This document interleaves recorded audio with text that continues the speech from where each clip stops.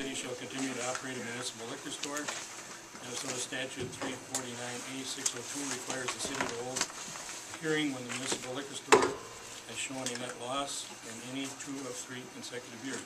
The net loss years in question are 2007 and 2008, and following the close of the public hearing, we will formalize a conclusion as to the question. Mr. Block.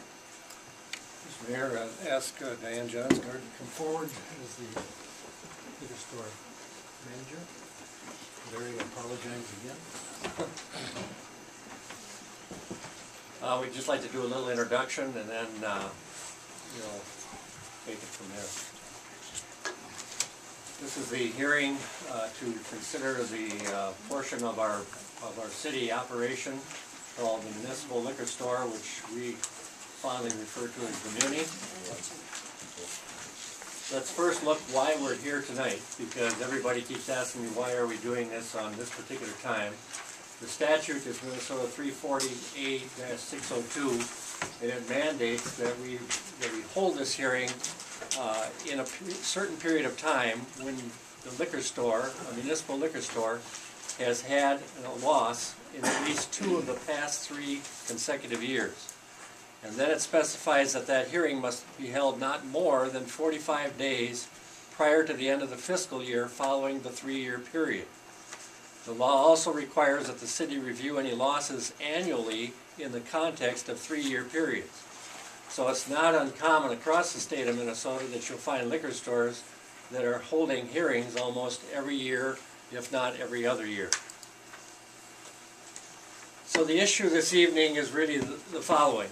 We have a 3-year period that's been identified. The year 2006 had a positive profit of net profit of $12,443. In 2007, the year of the flood, it had a net loss of $22,691.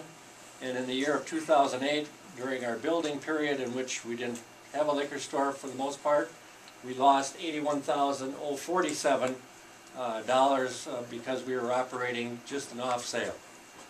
The question then is, should the city of Rushford, in view of these losses in 2007 and 2008, continue to operate a municipal liquor store?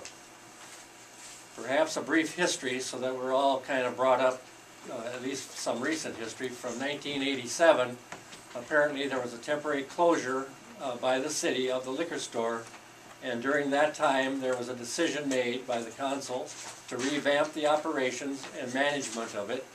And in August 1988, Diane Johnsgard was hired as a municipal liquor store manager, and it reopened. The operations within a period of 5 to 6 years paid back the $46,749 of startup funds that were needed to get it back in working order, and those funds were borrowed internally from the Rushford Municipal Electric Utility. Between the years 1988 and 2007, there have been transfers of $471,767 made to other city operations. Over the same span, the capital improvements at the former plant were upgrades totaling over $120,000 that were made to try to keep that project up. The history of our liquor sales is as follows. You have the green line at the top is the total of the off-sale and the on-sale. And you can see from 2005, 2006, things were going along fairly steady. In 2007, obviously, we took the hit from the flood. In 2008, further hit from the flood. In 2009, our estimates based on the first available information that we have now is where we're ending up. So we're tending back upward toward where we hope to be. In terms of the history of income and losses, you can see the blue bars for each of these years represents the gross sales. The red bar represents the cost of those sales. The green bar, the expenses of the liquor store. And then you have the ultimate income or loss. And in the years 2005, 6, and 7, or 5 and 6, those were positive. And then we had the small loss in 7, a larger loss in 8, and we're projecting a small loss in 2009, although 2009 is not under consideration here tonight.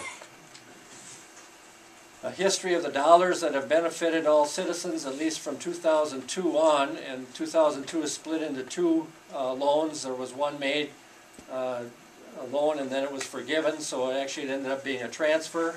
So we had $35,000, $80,000, another $25,000, and then a series of 4 years of $30,000, and even $30,000 was still transferred in 2007, the year of the flood. There have been no transfers in 2008 or 2009 based on council decision. So the 2000 flood event, essentially in August and September, the FEMA determined that the liquor store facility was a total loss and that it would not pay to repair that facility. October through November, the council commissioned an independent market analysis, and Diane worked with that to see that to a conclusion. And the results of that analysis convinced council during their discussions in December of 2007 to move forward with replacement of the liquor store for the long-term and ongoing revenue source that it represents to the city. In November, we took steps to set up a temporary off-sale operation in the Mill Street Mall, which operated until roughly November of 2008. And in 2007, the council signed a design contract for a new liquor store. Then during January and February of 2008, the liquor store committee reviewed and fine-tuned those building plans and design of that plan. March and April, the old building had to be environmentally assessed at a cost of roughly $15,000 because it was a public entity, and before we could demolish it, which most people didn't have to do, but in our case we had to. April 2008, council approved the final design of the plan, and then they went out to bids in April and May of 2008 and awarded a bid to Voss Construction, who began work in June of 2008. November 15th, the operations resumed once again in the new building, and on December 13th, the city held its grand opening for that new building. The rebuilding of the Muni costs are as follows. The abatement and inspection and demolition totaled $17,101. The construction and utilities, the heart of the building, $683,813. We had some miscellaneous finishing costs of $7,000, permanent fixtures of $48,000, such as coolers, furniture and equipment, $23,000, architect's fees $51,000, for a total cost of $831,926. How was it paid for? FEMA had written 2 project worksheets. Those are the numbers.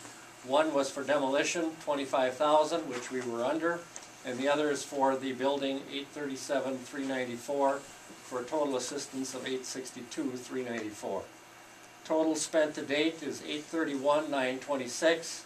We have an estimated cost of $15,000, depending on signage needs, to finish it, and the total replacement cost we're estimating will come to $846,926, paid for by the 2 FEMA project worksheets.